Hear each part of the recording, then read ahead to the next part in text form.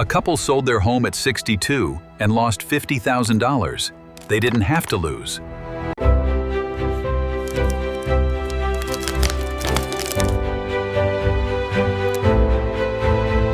Capital gains taxes, Medicare premium spikes, future care options, and the sale price trap most realtors never mention. After 60, selling your home isn't just a real estate decision. It's a retirement planning minefield. I don't understand these tax bills. This is a mess. Our checklist kept us organized. Look how much we've saved. Because the couple I mentioned, they saved on realtor fees, but triggered $18,000 in Medicare penalties and lost their Medicaid eligibility. Here's what they mystifies and what you need to check before you even call a realtor.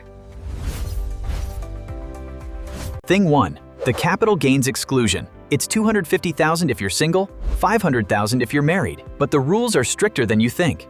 To qualify, you must have lived in the home as your primary residence for at least 2 of the last 5 years. If you move to a retirement community or rental and wait too long to sell, you lose the exclusion. A couple I know gained $600,000 on their home. Should have been tax-free, but they'd moved 6 years earlier. Tax bill? Over $100,000. 6. If you're planning to move, sell your home within 3 years. Don't wait. The clock is ticking. There are exceptions: health reasons, job changes, unforeseen events. You might qualify for a partial exclusion. Write this down. 2 years out of the last 5. Miss that window, and the tax cost can be devastating. Thing 2, the IRMAA cliff. Your home sale can spike your Medicare premiums 2 years later. IRMAA looks at your income from 2 years ago. A large home sale can push you over the threshold mix, even if you qualify for the capital gains exclusion. Cross the first threshold, your Medicare Part B premium can double. Cross the second, it can triple. A couple sold their home, gain $400,000, tax-free, but IRMAA still counted the income. Total cost? $8,000. And they had no idea it was coming. 6. If you can, sell before 63, hide before Medicare starts. Or sell after 65, but time it carefully to stay under the IRMAA line. You can appeal IRMAA if it's a one-time event, but you have to file within 60 days. Most people miss the deadline. Add this to your checklist. Project your income 2 years out. Know the IRMAA thresholds, and set a reminder to appeal if you cross the line. Now here's the one most people never think about until it's too late. Thing 3. Selling your home can disqualify you from Medicaid, right when you might need it most. Medicaid has strict asset limits. In most states, it's around $2,000 for an individual. Sell your home, and that cash disqualifies you. A woman sold her home to pay for memory care. 2 years later, the money ran out.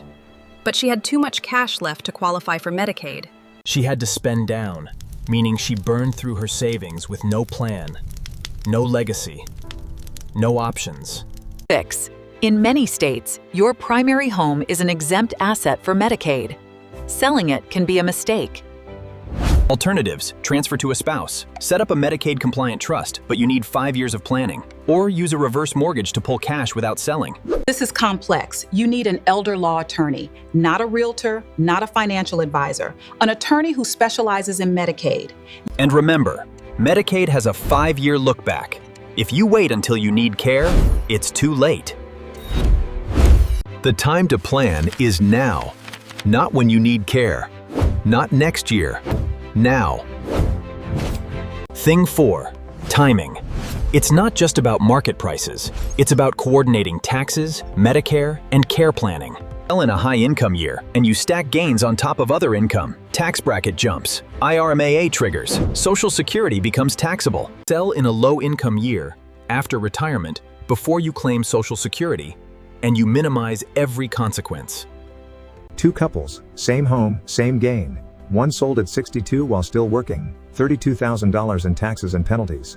The other Your timing checklist. Project your income for the next 5 years. Find your low-income window. Coordinate with your retirement date. Avoid the year you start Medicare. Most people wait for the right market. But personal timing matters more than market timing. What if you need to sell urgently? Health crisis, relocation, financial need. You can still minimize damage with planning. Calculate the full tax impact before you list. If possible, structure the sale across 2 tax years and call a CPA, not just a realtor. Selling your home after 60 isn't checkers, it's chess. Every move has consequences. Let's recap the 4 things: capital gains exclusion rules, IRMAA penalties, Medicaid eligibility, and timing strategy. The couple at the beginning? They could have saved $50,000 by knowing these 4 things. Instead, they learned them after the sale. Here's your before you list checklist. 10 questions to answer before you call a single realtor. Question 1. Have you lived in the home for at least 2 of the last 5 years? Question 2. What's your expected gain? And does it exceed the exclusion limit? Question 3. What will your income look like 2 years after the sale, when IRMAA hits? Question 4. Are you within 2 years of starting Medicare? Question 5. Is there any chance you or your spouse will need Medicaid in the next 5 years? Question 6. Are you still working or have you retired? Selling after retirement saves taxes. Question 7. Have you consulted a CPA and an elder law attorney? That's FINPL, not just a realtor. Question 8. Have you considered alternatives? Include downsizing, reverse mortgage, or renting it out? Question 9. If you're married, have you planned for what happens to the proceeds if one spouse needs care? Question 10. Have you mapped out the timing, sale date, tax year, and Medicare enrollment on one calendar?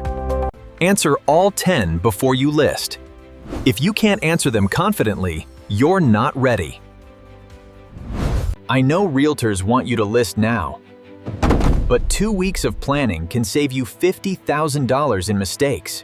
Here's who you need before you list: a CPA to model the tax impact, an elder law attorney to check Medicaid rules, and a financial planner to coordinate timing. Yes, this costs money, maybe $2 to $5 in professional fees. But compare that to $50,000 in avoidable taxes. Don't worry about taxes, just sell and figure it out later. Red flag: if your realtor says don't worry about taxes or we'll figure it out later, find a different realtor. Green flag: a good realtor asks about your age, Medicare status, and care plans, and insists you talk to a CPA first. Alternatives to selling: downsize to a smaller home and keep some equity, rent it out and keep it as a Medicaid-exempt asset, or use a reverse mortgage for cash flow. Downsizing can give you cash and lower your expenses too, without triggering IRMAA or losing Medicaid eligibility. Renting keeps the home as an exempt asset, generates income, and gives you flexibility to sell later when the timing is better. A reverse mortgage lets you pull cash without selling, no IRMAA, no Medicaid disqualification. One more thing: talk to your family before you sell. If you're planning to leave the house to heirs, selling changes that. They inherit a tax basis step-up. Selling eliminates it. Have the conversation. What are their expectations? What are your care plans? How does selling fit into your legacy? Final recap: capital gains exclusion rules, IRMAA penalties, Medicaid eligibility, and timing strategy. Knowing these 4 things can save you $50,000 or more. Not knowing them can cost you everything. Selling your home after 60 is one of the biggest financial decisions you'll make. Do it right. Next video: reverse mortgages. When they work, when they don't, and the traps nobody mentions. Subscribe to Silver Dollar Cents. New videos every Tuesday and Thursday, so you never miss a strategy that matters.